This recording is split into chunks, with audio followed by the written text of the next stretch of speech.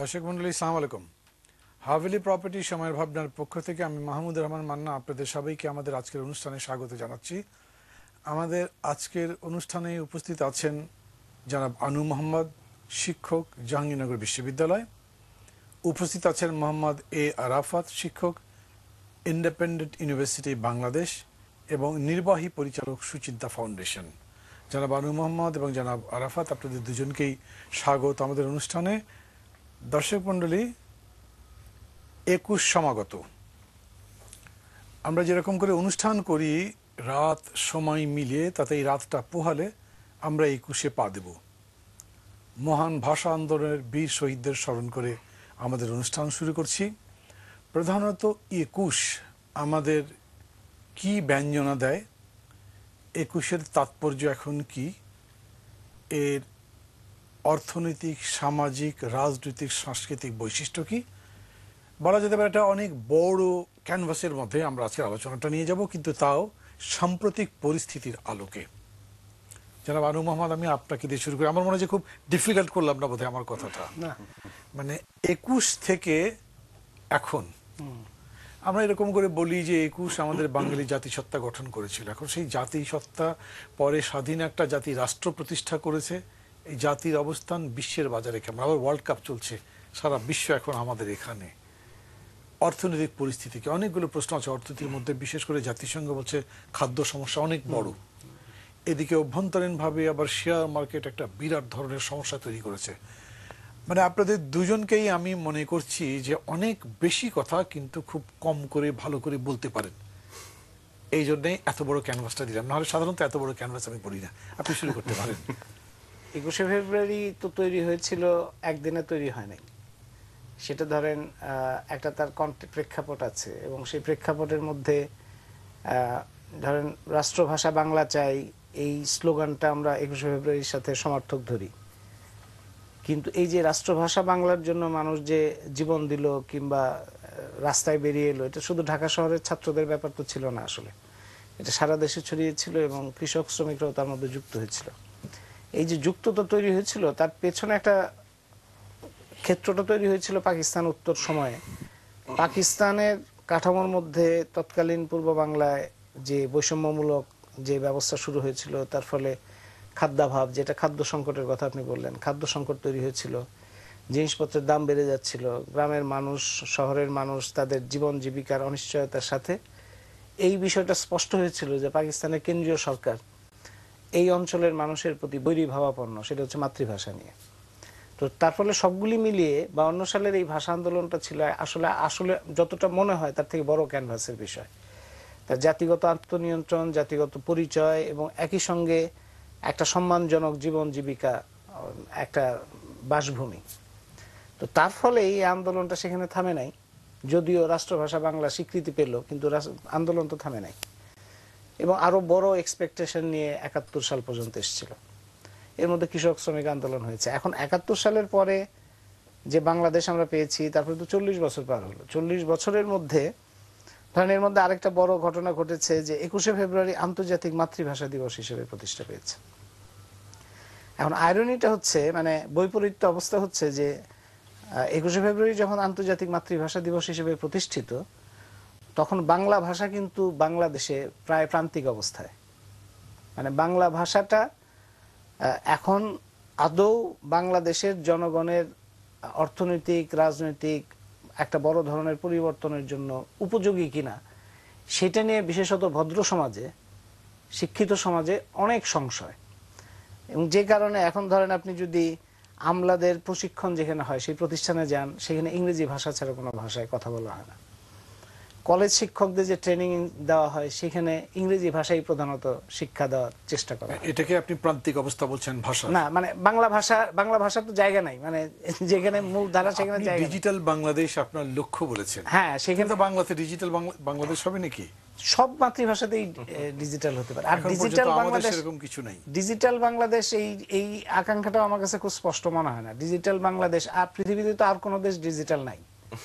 মানে বাংলাদেশই ডিজিটাল আমরা বলছি। হ্যাঁ, কিন্তু এটা বলার মানে হলো যে আপনি আর অন্যান্য যে সমস্ত জায়গাগুলি, শর্তগুলি পূরণ করলে ডিজিটাল বাংলাদেশের ক্ষেত্রটা তৈরি হবে, সেই জায়গাগুলি আড়াল হয়ে যায় যদি আপনি শুধুমাত্র কম্পিউটারের দিকে তাকান কিংবা আইটির দিকে তাকান, তার আগে তো ফাউন্ডেশনটা তৈরি করতে হবে।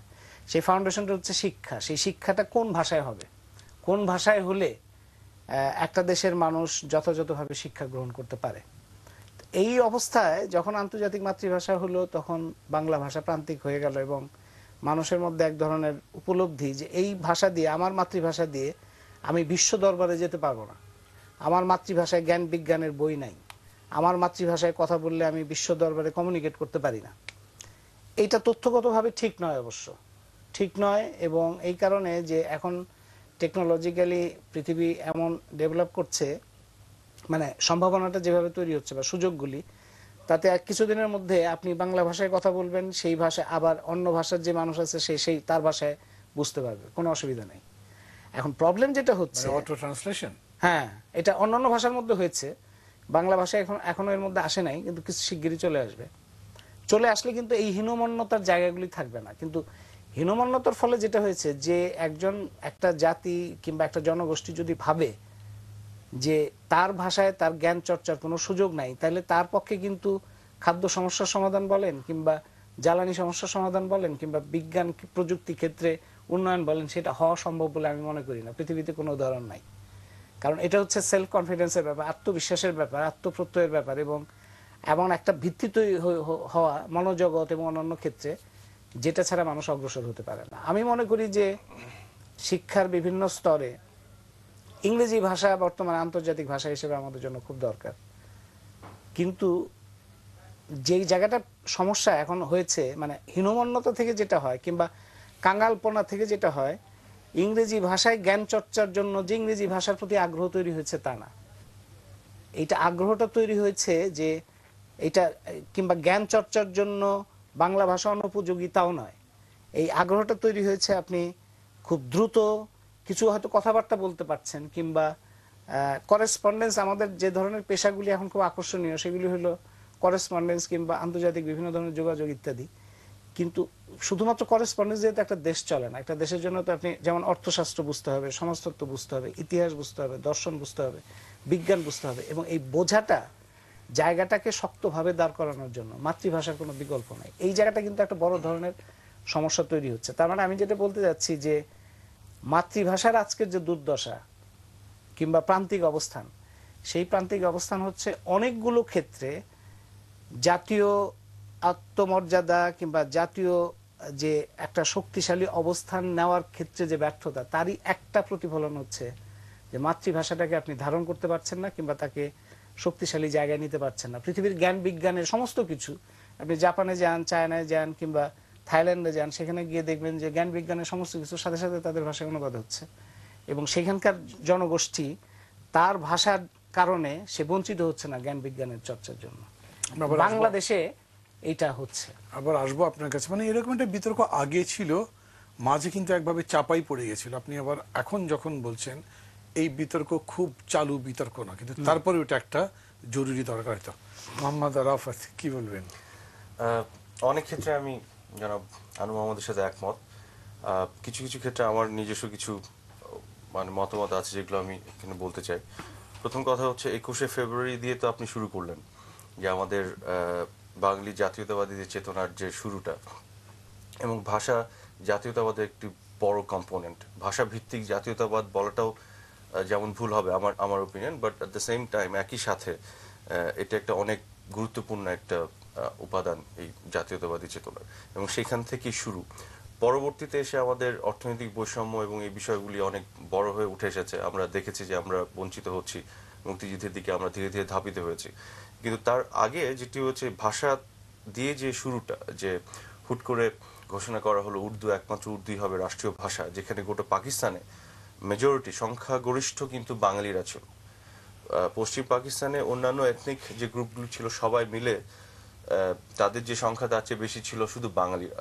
তাদেরকে সাপ্রেস করে উর্দুকে একমাত্র রাষ্ট্রভাষা হিসেবে যে ঘোষণাটি দেয়া হলো, যেটি বাঙালিরা মেনে নেয়নি। বাঙালিদের আত্মমর্যাদা বোধের প্রশ্নে বাঙালিদের যে এই বিষয়টি, এটি কিন্তু একটা মানে এটি আমরা ইতিহাসে বিভিন্ন পর্যায়ে দেখেছি এবং পরবর্তীতে প্রমাণ আমরা দেখেছি। বাঙালি এইভাবে সাপ্রেশন মেনে নেয় না, বাঙালি উদার কিন্তু সাপ্রেশন মেনে নেয় না। তার আত্মমর্যাদার প্রশ্নে সে খুবই সচেতন এবং খুব সচেতনভাবেই সে প্রতিবাদ করেছে, আত্মদান করেছে, কিন্তু ভাষার মর্যাদা প্রতিষ্ঠা করেছে। ভাষার মর্যাদা বলতে বাঙালি জাতীয়তাবাদী চেতনার যে মর্যাদা সেটি প্রতিষ্ঠা করেছে। কারণ এই এই এই বিষয়টি আমরা একদিনে পাইনি, আমরা জানি এর অনেক দীর্ঘ ইতিহাস আছে। আমাদের সাহিত্য, আমাদের দর্শন, আমাদের আমাদের অন্যান্য যে তত্ত্ব আছে, অর্থনীতি শাস্ত্র বা অন্য যা আছে সবকিছুর প্র্যাকটিস আমাদের এখানে, আমাদের লম্বা ইতিহাস, এগুলো সবকিছুকে আমরা ধারণ করেছি। একই সাথে আমরা অসাম্প্রদায়িক এবং যেটাকে পিসফুল কো এক্সিস্টেন্স বলি, সেই বিষয়গুলো আমাদের জাতিগতভাবে সবসময় ছিল এবং বিকশিত হয়েছে। এগুলোকে আমরা ধারণ করেই বাংলাদেশকে আমরা প্রতিষ্ঠিত করেছি এবং মুক্তিযুদ্ধের মধ্য দিয়ে মানে একেবারে ফাইনালি এসে যেটি হলো। তো এখন যেটি হচ্ছে ভাষার প্রশ্নে, যেটি জনাব আনু মোহাম্মদ বললেন যে কাঙালিপনা যে বিষয়টি, এরকম একটি বিষয় কিন্তু ক্ষেত্র বিশেষে মানে শহর ভিত্তিক জনগোষ্ঠীর মধ্যে আমি অনেক ক্ষেত্রে দেখেছি এই বিষয়টি। আর ইংরেজিকে আমি আসলে অত বড় থ্রেট মনে করি না, আমি খুব বিনয়ের সাথে বলবো। আমার কাছে আসলে থ্রেট রাদার অনেক বেশি মনে হয় আমাদের রিজিওনাল কিছু ল্যাঙ্গুয়েজ যেগুলো আছে, আশেপাশের রাষ্ট্র, তাদের বিভিন্ন ভাষা এবং তাদের যে মানে পেনিট্রেশন আমাদের দেশে, হিন্দি বা উর্দু ভিত্তিক হিন্দি, যেগুলো এখন হিন্দিও তো নাই ওখানে, হ্যাঁ, এই বিষয়গুলিকে আমি আরো বড় থ্রেট মনে করি। কারণ কেন আমি বলি, কারণ হচ্ছে যে দেখেন, ইংরেজির একটা অন্য ধরনের অ্যাপ্লিকেশন বা একটা গুরুত্বের জায়গা আছে, এটা একটা আন্তর্জাতিক ভাষা এবং আমি আমার ভাষাকে যদি এগিয়ে নিয়ে যেতে চাই, আমার সাহিত্য, আমার গবেষণা সবকিছুকে এগিয়ে নিয়ে যেতে চাই, তাহলে আমার খুব ভালো করে ইংরেজি জানতে হবে, এটার কোনো বিকল্প নেই। কারণ আজকে আমি একটি রিপোর্ট দেখছিলাম খবরে যে বাংলা একাডেমি বলছে, এটা আপনি এগ্রি করেন উনি যেটা বললেন?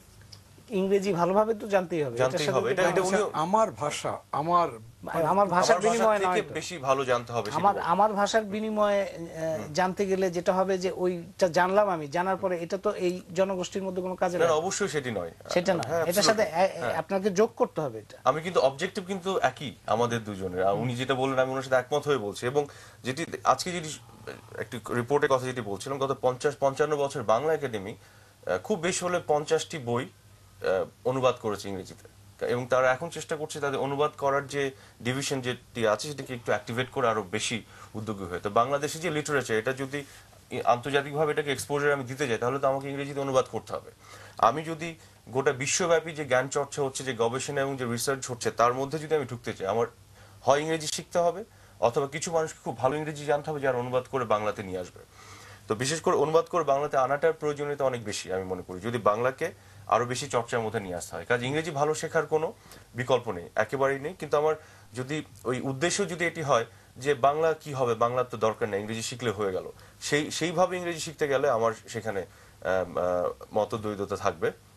কিন্তু আমি বলছি, এটা শেখার উদ্দেশ্য যদি এটা থাকে যে আমি আমার জাতিসত্তা, আমার ভাষা, আমার মাস বলে বিনয়ী হয়ে ভাষার প্রতি শ্রদ্ধা থেকে বলছেন। আচ্ছা, আমি তাহলে দেখি এরকম দেশ চালাচ্ছে, এটা উত্তর জীবনে কোনো বাংলা মিডিয়ামে পড়েইনি, এটা উত্তর হিসেবে দেশের বড় নেতা, বড় অর্থনীতিবিদ ভালো বাংলাই বলতে পারে, এটা উত্তর হিসেবে কোনো সমস্যা হচ্ছে না। আমি এটা উত্তর হিসেবে আপনাকে বলি, আমি নিজে আমেরিকাতে পড়াশোনা করেছি, আমি আপনাকে উদ্দেশ্য করে বলি, আপনি তো ভালো বাংলা বলেন, না আমি তারপর টেলিভিশনে উপস্থাপনা করছেন, কথা বলছেন, আমি আপনার জন্য বলছি, কিন্তু প্র্যাকটিক্যাল এরকম আছে।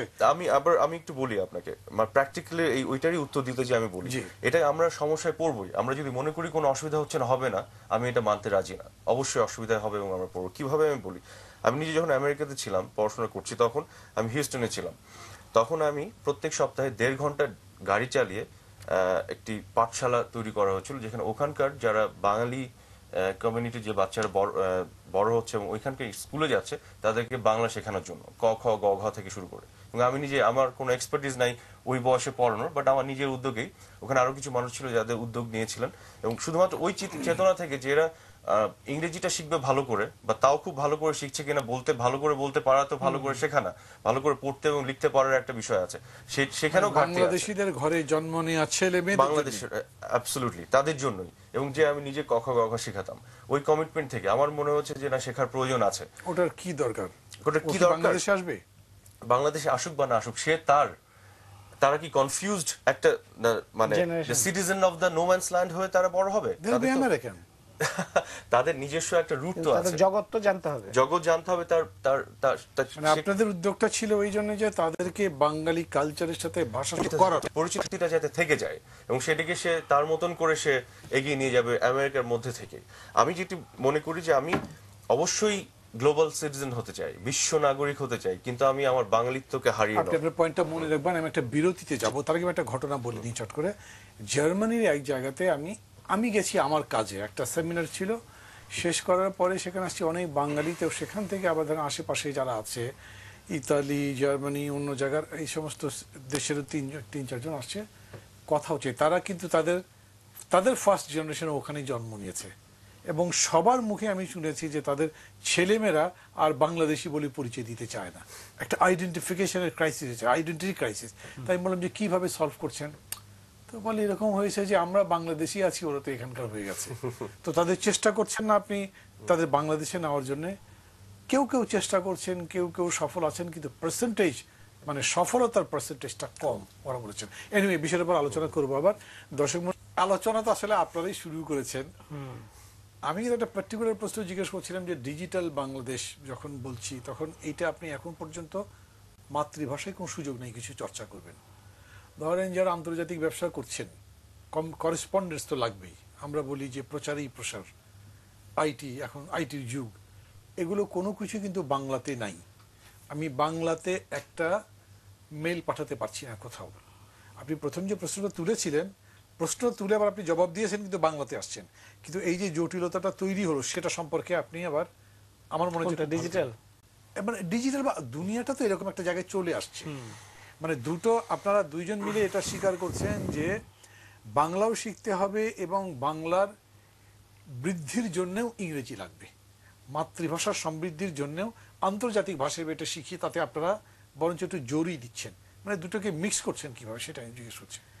এটা তো ধরেন সকল দেশেরই অভিজ্ঞতা। এখন ধরেন আমাদের দেশ কোন বিদেশি ভাষা শেখে সেটা কিন্তু সে নিজে ঠিক করে নাই আসলে, এটা ঐতিহাসিকভাবে নির্ধারিত হয়েছে। যেমন ব্রিটিশ কলোনি যদি হয় তাই সেখানে ইংলিশ ভাষা, যদি ফ্রেঞ্চ কলোনি হয় ফরাসি ভাষা, স্প্যানিশ কলোনি হলো স্প্যানিশ ভাষা। সুতরাং এইভাবে বিদেশি ভাষার সাথে যোগসূত্রটা স্থাপিত হয়েছে। তো বিদেশি ভাষা যারা ধরেন ফ্রেঞ্চ, ইটালিয়ান কিংবা স্প্যানিশ কিংবা ইংলিশ, সেগুলো যারা আছে তারা যেহেতু কলোনিয়াল মাস্টার ছিল, সুতরাং তাদের প্রভাবের ধারাবাহিকতাটা এখনো আছে। এবং ইউএসএ ইংলিশ স্পিকিং হওয়ার কারণে ইংলিশ কলোনিগুলির সাথে মানে যোগাযোগটা অনেক বেশি বেড়েছে। এদিক থেকে একটা আপেক্ষিক সুবিধাও আছে ব্রিটিশ কলোনিগুলোর, যে এখনকার যারা প্রভু তাদের সাথেও আপনি করেসপন্ডেন্স করতে পারছেন। কিন্তু একটা দেশের একটা জনগোষ্ঠীর যে বিকাশ, সেই বিকাশে আপনি যদি অর্থনীতির হিসাব নিকাশও ধরেন, এই আপনি যদি উৎপাদন ধরেন, আপনি যদি তার বিতরণ ধরেন, তার সমস্ত তৎপরতা ধরেন, তার একটা ক্ষুদ্র অংশ হচ্ছে আন্তর্জাতিক যোগাযোগ, তার বড় অংশ তো দেশের ভেতরেই।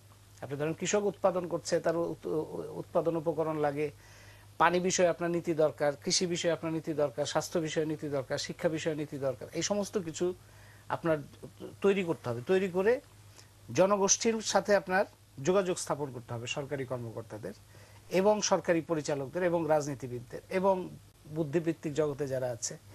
এই যোগাযোগের মাধ্যমটা কি হবে? এটা তো অবশ্যই মাতৃভাষা হতে হবে। তো মাতৃভাষা ছাড়া তো এটার কোনো উপায় নেই।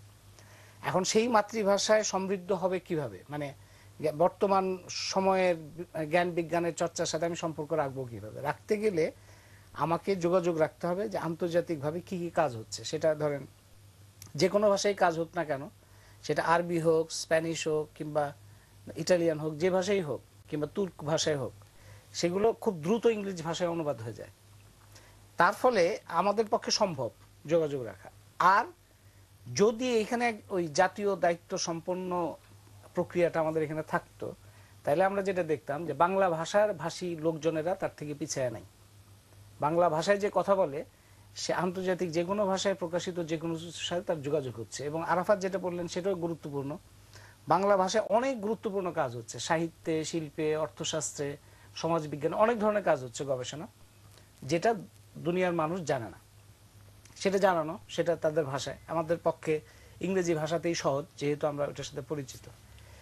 কিন্তু এটা কিন্তু এইভাবে অগ্রসর হলেই কিন্তু আপনি ওই ভিত্তিটা তৈরি হবে। অমর্ত্য সেন একবার বলেছিলেন ভারত সম্পর্কে, কয়দিন আগেও একটা ক্রিটিক্যাল নোট দিয়েছেন তিনি, ভারত সম্পর্কে বলেছেন যে ভারত এবং চীনের সম্পর্ক বলতে গিয়ে বলছেন যে ব্যাঙ্গালোর একটা শক্তিশালী জায়গা ভারতের, আইটি সেক্টরে ডিজিটাল ইন্ডিয়া হওয়ার জন্য ব্যাঙ্গালোর হচ্ছে খুব গুরুত্বপূর্ণ।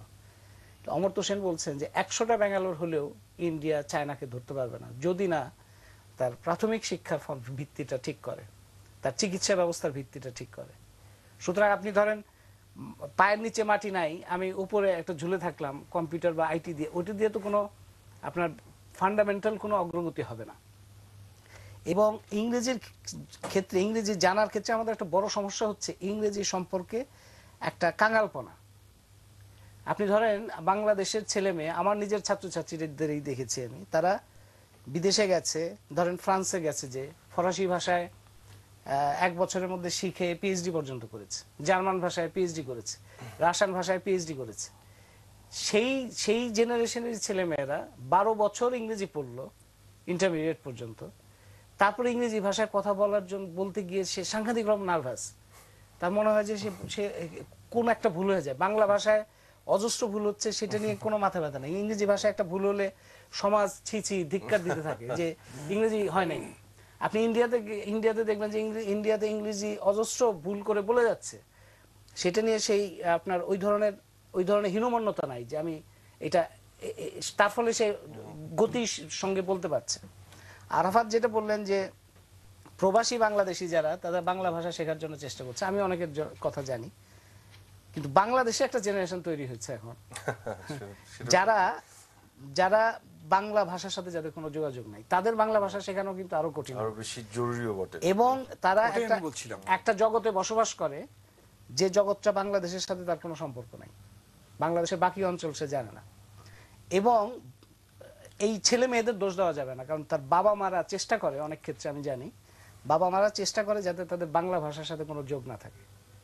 এটা একটা জেনারেশন তৈরি হচ্ছে, এবং সেইটার সাথে অর্থনীতি যেভাবে চলছে, রাজনীতি যেভাবে চলছে, তার যে লুম্পেনাইজেশন অমুক তমুক ইত্যাদি, এগুলির সাথে সম্পর্ক আছে।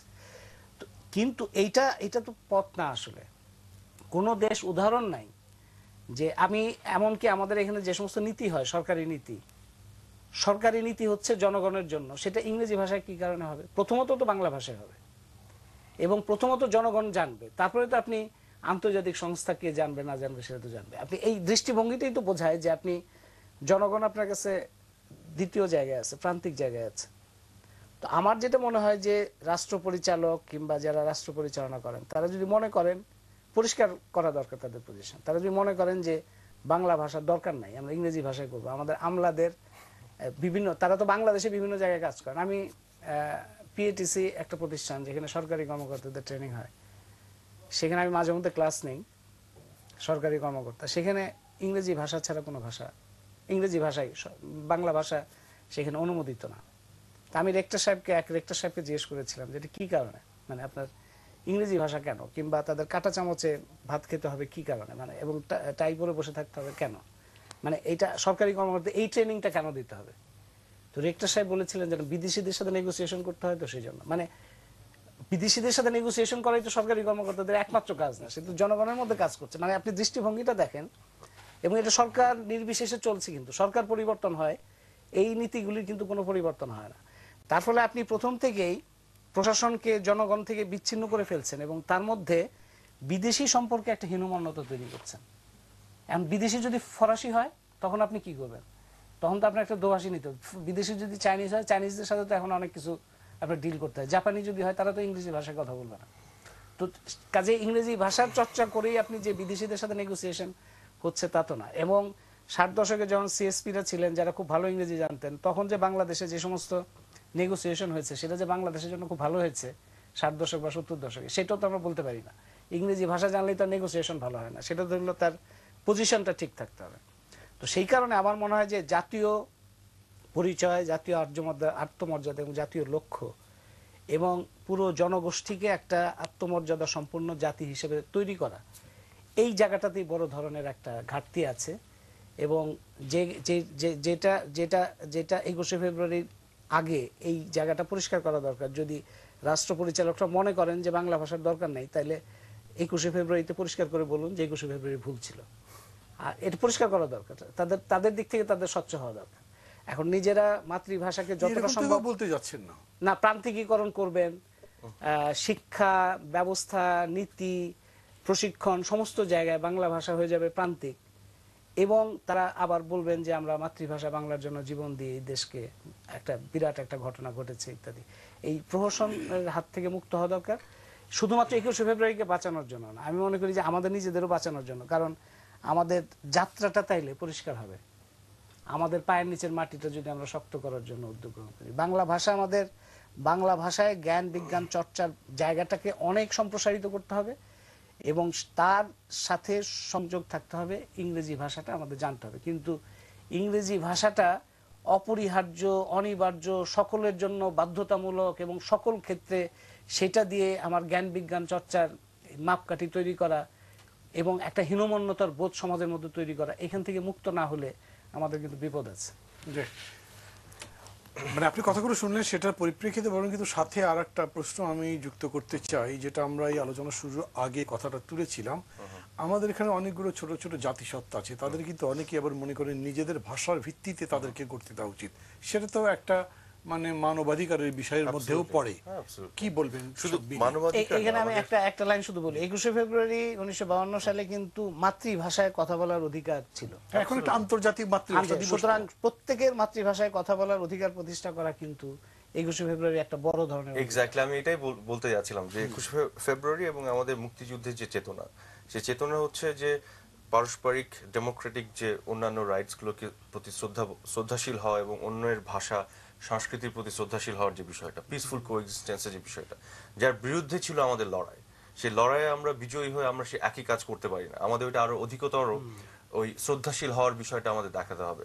কাজে এখানে ক্ষুদ্র জাতিসত্তা যেগুলো আছে, ডেফিনেটলি ওনাদের ওই জাতিসত্তাগুলোর আমার তো মনে হয় কনস্টিটিউশনে একটা স্পেশালি কিছু সংযুক্তি প্রোটেকশন সম্পর্ক, মানে কারণ এই ডাইভার্সিটি দরকার আছে আমাদের দেশের জন্য, আমি সেটাকেও অ্যাকোমোডেট করতে হবে, আমি যেটা মনে করি।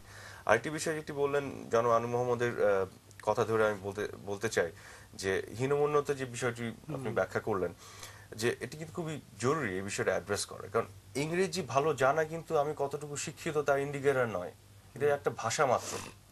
আমি এটাকে আপনি কি হীনমন্যতা বলছেন? গভর্নমেন্ট সার্কুলার ইংরেজিতে হচ্ছে, আমি কেন বলছি পলিসি ডিক্লেয়ার করছে সেটা ইংরেজিতে, কোল পলিসি বলেন, এনার্জি পলিসি বলেন, ইংরেজিতে ডিক্লেয়ার। ওই বিষয়ে আমি আসছি। আমি তার চেয়ে আগে আমি সামাজিকভাবে আমাদের যে একটা মানসিকতার জায়গা যেটি আছে, সেটি হচ্ছে যে ভালো ইংরেজি বলতে পারাটা প্রয়োজন আছে। এটা একটা মানে অ্যাজ ইফ আমি অনেক বেশি শিক্ষিত হয়ে গেলাম, কিন্তু বিষয়টা তো এরকম নয়। এবং সত্যি কথা হচ্ছে আপনি যদি ইংরেজিতে কমিউনিকেট করতে যে ভুলও করেন, সেটাকে রংও বলা যাবে না, এটাকে বলে ইনকারেক্ট।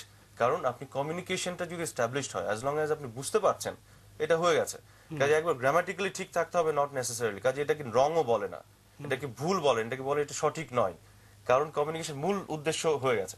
কাজে এই জায়গা থেকে আমার দেখতে হবে এটা জাস্ট আর একটা ভাষা, সেটা ফ্রেঞ্চ হোক, স্প্যানিশ হোক, আর যাই হোক, অন্য কোনো ভাষা হতে পারে।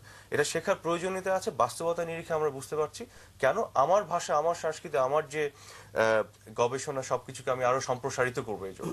কাজে আমার দেশের মধ্যে আমার 21-এর যে চেতনা, সেটি হচ্ছে আমি প্রত্যেকটা স্তরে বাংলাকে সেই পর্যায়ে নিয়ে যেতে চাবো, এবং সেইটির জন্য আমার ইংরেজি শেখা যতটুকু প্রয়োজন আছে অবশ্যই আমাকে সেটা শিখতে হবে, আরো ভালো করেই শিখতে হবে। এবং আমার একটা মনে হয় যে কেন জানি আমার মনে হয় যে বাংলাদেশে সবার ইংরেজি শেখার দরকারও নাই। দরকার হলে বিষয়টি এরকম একটা, সবাই তো শিখছেও না, গ্রামের কৃষকের না, কিন্তু আমরা গণহারে সবাই কিন্তু কেউ ভালো করে শিখছে না। শতকরা 40% বাঙালি, তারা বাংলা ভাষায় অক্ষরও চেনে না এবং অক্ষর পড়তেও পারে না। এটা হলো 40 বছরের আমাদের অর্জন, বাংলা ভাষাই তারা জানে না। ডেফিনেটলি দুঃখজনক। এখন যেটি হচ্ছে, আমার যেটা মনে হয় যারা শিখবে, আমাদের ইলেকটিভ ম্যাথ একটা ছিল এসএসসি এইচএসসি লেভেলে, এসএসসি লেভেলে, যে হায়ার ম্যাথস এবং হায়ার ইংলিশ কিছু থাকা উচিত। যারা আগে থেকে পছন্দ করবে কোন দিকে যাবে, যারা কমিউনিকেট করতে হবে ওয়েস্টার্ন ওয়ার্ল্ডের সাথে বা গ্লোবালি এর সাথে, তার আগে ভাগেই সেই জিনিসগুলো নিয়ে নিতে পারে এবং সে তার অনেক ভালো করে সেটা শিখলো। কিন্তু এমন বিষয়টি হচ্ছে কেউই ভালো করে শিখছে না, আবার সেটার প্রায়োরিটি জায়গাটা এবং এটার জায়গাটা অনেক বেশি দেয়া হচ্ছে কোথায় যেন। এটা একটা প্রচন্ড ধরনের একটা কি বলবো, একটা মানে হীনমন্যতা বলেন, একটা ওই জায়গা থেকে আমরা চলে যাচ্ছি আর কি, যেটি আসলে মানে অ্যাড্রেস করা খুবই জরুরি দরকার। কারণ আমাদের মাইন্ডসেটের পরিবর্তনটা খুবই দরকার। আমার ভাষা সবার আগে। আমাকে কেউ যদি বলে আপনি ইংরেজি ভালো জানেন বাংলা থেকে, আমার জন্য এটা একটা মানে ভেরি বড় একটা অপমানের একটা বিষয়। আমার ভাষা, আমার মাতৃভাষা, আমার হতে পারে আমি বাংলা কম জানি, আপনি বলতে পারেন যে বাংলা ভালো জানো না, আরো ভালো শিখতে হবে, কিন্তু আরেকটি ভাষা আমি বেশি ভালো জানি, এটা তো আমার জন্য গর্বের বিষয় হতে পারে না। অনেকে গর্বের সঙ্গে দুঃখের বলেন, এবং খুব অনেকে গর্বের সঙ্গে বলেন যে আমি বাংলায় কথা বলতে পারি না, বাংলায় লিখতে পারি না, এটা এই গর্বের জিনিসগুলি সঙ্গে। খুবই দুঃখজনক এবং হাস্যকর মনে হয় আমার কাছে মাঝে মাঝে। আমি নিজেকেই ছোট করছি, এটা তো আমার ভাষা, এটা তো আমার আত্মপরিচয়ের জায়গা।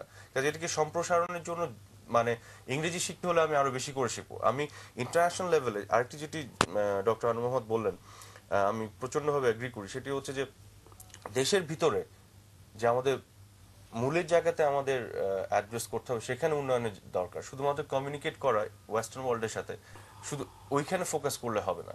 একই সাথে এটাও ঠিক যে ইন্টারন্যাশনালি আমরা যে নেগোসিয়েশন আর বার্গেনিং করছি বা ওদের সাথে কমিউনিকেশনের বিষয়টি আছে, সেটা খুব এক্সপার্টিস, সেই এক্সপার্টিসটা আমাদের ডেভেলপ করতে হবে। আর তখনই হবে যখন আমার দেশের ভিতর থেকে সেই বিষয়গুলি উঠে আসছে। সমস্যাটা শুধু ভাষা না, সাবস্টেন্সটা, রাইট, expertise-টা শুধু এক্স্যাক্টলি, ভাষার না। শুধু ভাষার নয়, কিন্তু শুধু ভাষার নয়। কাজে তাহলে আমরা খুব ভাষাগতভাবে দক্ষ এরকম কিছু মানুষকে বসিয়ে দিলেই তো সব সমস্যার সমাধান হয়ে যেত।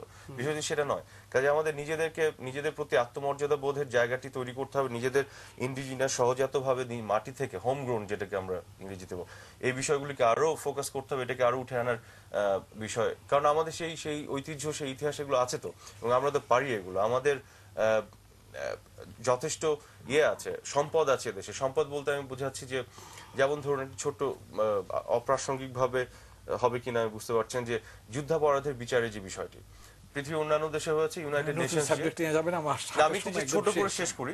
অন্যান্য দেশে কি হয়েছে আমরা জানি যে ইউনাইটেড নেশনসকে ইন্টারভিন করে করতে হয়েছে। আমাদের দেশে কিন্তু দরকার হয়নি কারো ইন্টারভেনশন, কারণ আমাদের দেশে সেই লয়ার, জাজ সবকিছু আছে। প্রত্যেকটা সেক্টরে আমাদের দেশের মানুষ, এই সম্পদ কিন্তু আছে।